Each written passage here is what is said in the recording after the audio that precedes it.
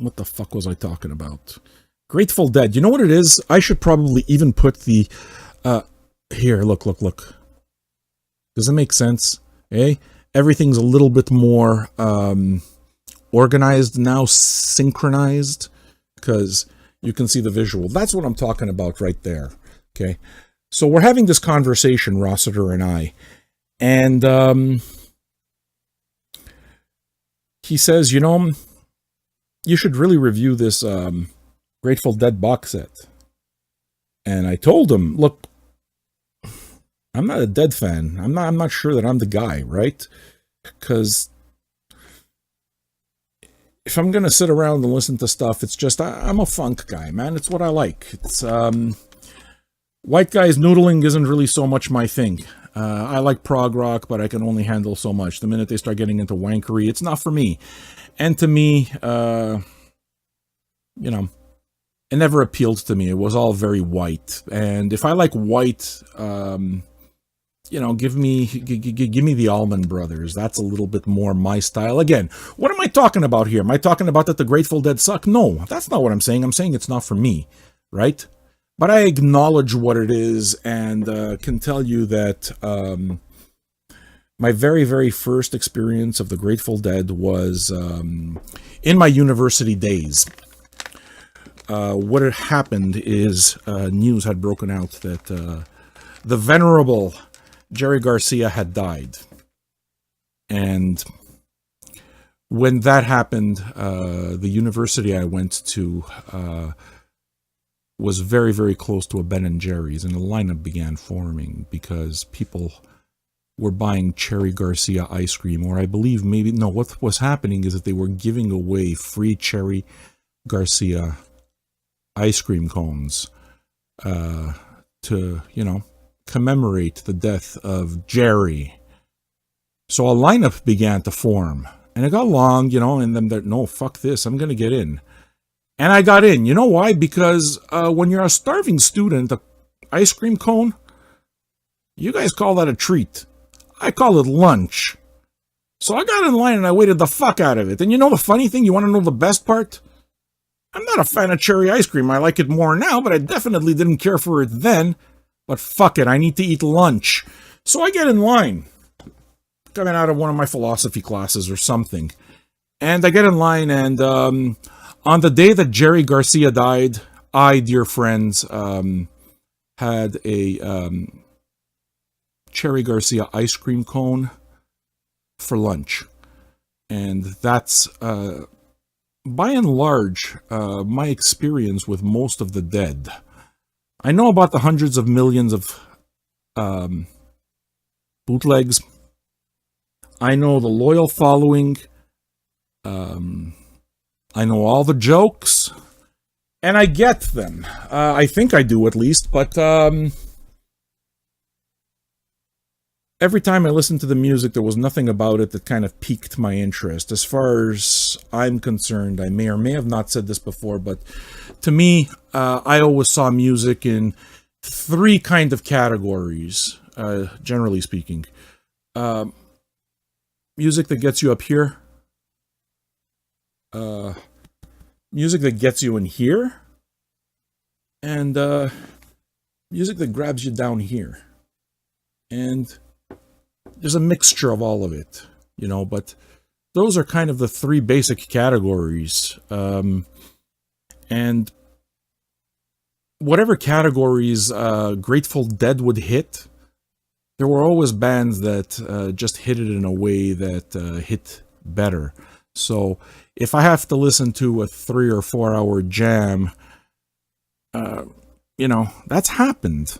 And have you ever seen Maceo Parker perform? That dude doesn't get off the fucking stage. So same deal with Bootsy Collins, right? New Bootsy Collins album coming out. I can't wait to receive that. And yes, I will talk about the new Bootsy Collins record. It's coming. But going and watch somebody like Maceo Parker. Happened what? It must have happened in the late 90s or something. A huge funk phase for me, but he came in with just a full band. Fucking blaring horns, and it was a really small club. It was loud, and they threw down so hard, everyone was dancing. It wasn't a concert, it was a fucking cardiovascular workout. It was a sweat box. And it was a blast, and I was there with a bunch of friends, and they were dancing, and everyone's happy, right? And then they just kept going on. An hour two came in, and people dance and dance. Some of them are now starting to watch, and by hour two, some people started filing out, started getting long and stuff, and then they get into hour three, and between hour two and three, my friends, hey man, we're leaving. And coincidence or not, they're not my friends anymore. But by the time hour four rolled around, the place was pretty empty. There were just a couple of us watching. Because I got into this thing where it's like, I gotta see how fucking long this fucker goes. I gotta see. I can't outlast him, it's very clear, but I gotta make sure that I'm here until the end. I just want to live to tell the fucking tale. And yeah, man, they closed the show out after maybe 4 hours, and there weren't many people. And they got off the stage, remember, they looked satisfied. As if the entire point of the show is, we're gonna close this motherfucker out. And that's exactly what they did, right? So, why am I talking about Maceo Parker this way? Because in the same type of thing, when, this is one concert here. What was it? On the 4th of July. This was recorded on the 4th of July, 1989. I'm going to grab the record and show it to you, okay? Actually, why don't I put it on? I know it's blasphemy, but we'll have to cover Lucien. And what we'll do is we'll just put the box set so that you see what I'm talking about.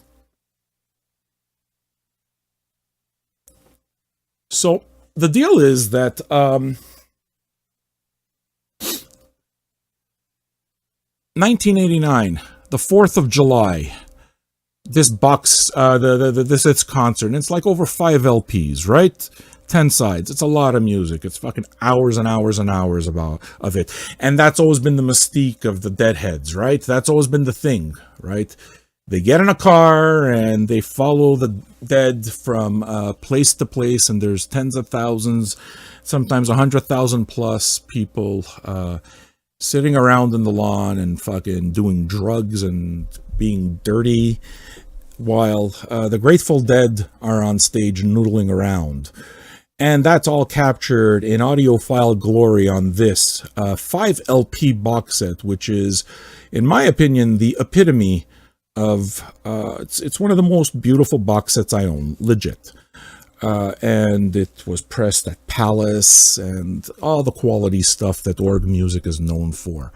But I still do kind of feel a little fucked talking about the Grateful Dead, because I'm not a Dead fan. And I told him, look, I'm not a Dead fan. He goes, no, dude, just grab it and listen to it. Just grab it and look at it. Okay, I get why he sent it. If you're a Dead fan, you want that. Christmas is coming up. That rocks. If you're a Dead fan, it's not going to convert anybody into a Dead thing. It's just not, right? Because I've never been to a Grateful Dead concert, but, they go on, eh? And it goes on and on for a good while. So while it is that I was listening to this music, I realized it's like, oh, this is really nice. And I guess I can understand why people would want to go to the Grateful Dead, because, the kind of stuff that you can kind of listen to in the background. And if you're there with your little blanket and you set it down on a patch of grass and you smoke some drugs and you drop some acid, you know that the band's going to come on and they're going to be there for a little while. So if you just happen to drift away into a nap, it's a pretty guilt-free nap, because rest assured, when you wake up from your nap, even if it's a good one, the Grateful Dead will still be playing. And the idea of spreading out this blanket, I'm pretty sure that I'd go into the parking lot and buy like some Deadhead stuff, tie-dye shit. It's beautiful. I have a Grateful Dead actual huge flag, right here in the record cave. So I mean, it's iconography. You understand? The word's not coming to me. But I would do all of that, and I thought of myself laying on this patch of grass and taking a nap while the noodlings of the Grateful Dead lull me to sleep. And to me, that was a very pleasant experience. And I'm not necessarily saying that's a bad thing at all, so don't take it that way. Don't misconstrue. I fall asleep to Brian Eno's music for airports all the time. It's probably my go-to soundtrack when I need to fall asleep, because it's perfect. So it sounds to me like the Dead that whole Dead thing was probably a trip. But what's funny is it takes me back to a song from the 80s, you know, that talks about Deadhead stickers on a Cadillac. And when I think of the Grateful Dead, that's what I think of, Deadhead stickers on a Cadillac, which is to say that, you know, if you're going to follow a band around from city to city, you got to buy tickets for all those cities. You got to gas up your car, even if you're not buying hotel, none of that shit. You're camping, right? You're doing this shit real cheap, but you got to put in for gas. You got to buy the tickets. You're doing drugs. So you're doing a bunch of drugs from place to place. It gets expensive. Chances are that a lot of the people there either have Deadhead stickers on their Cadillacs or have parents that fit that description. That's not a bad thing. It's, as a matter of fact, it's not even an observation from me. It's an observation by Don Henley. So if you think I'm insulting them, fuck you. Blame it on Don Henley. So you see this box set here? It is made for that because it is luxury. It is deluxe. It is 180 gram. And if this was a John Coltrane box set, I would have a fucking boner. But it's a Grateful Dead box set.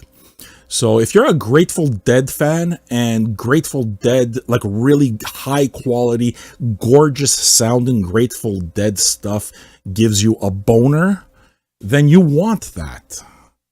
Because it sounds good. And side 7 was really the only side I think I'll ever listen to again, because there was a track called Drums where, you know, Mickey Hart does his whole thing, but it wasn't wankery like you see with a lot of drum solos, right? It's like, go watch Alex Van Halen and he fucking destroys the shit out of his drums. It's like, it's all really nice, but the technical proficiency sometimes gets really lost on me. You know, to me, give me a drummer like Elvin Jones or Philly Joe Jones and every other Jones you can think of, because these guys, I don't know, there's a certain style. I'm a jazz guy. What am I talking about? But even that, you know, death metal drummers sometimes bring that jazz thing into their drumming as well. I'm thinking about that fucking drummer from Necrophagist. Holy smokes. But Mickey Hart here on side 7, the track is called Drums, is just, he creates kind of like just a soundscape that's very percussive, and it kind of like not nearly as fusiony or funky or dark as Miles Davis's 70s percussive stuff, but it had some of that nice percussion that was really cool, and it created a crazy vibe. And the song after that was a little bit also of a ambient type thing that kind of gets you in the zone. I liked it, you know. So yeah, that's the deal, man. Just so long as A, I'm not paying for the fucking ticket.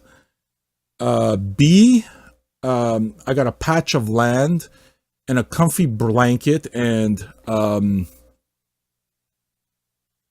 people next to me, if they want to do drugs, that's okay. I try not to partake. They are evil, and I don't believe in them.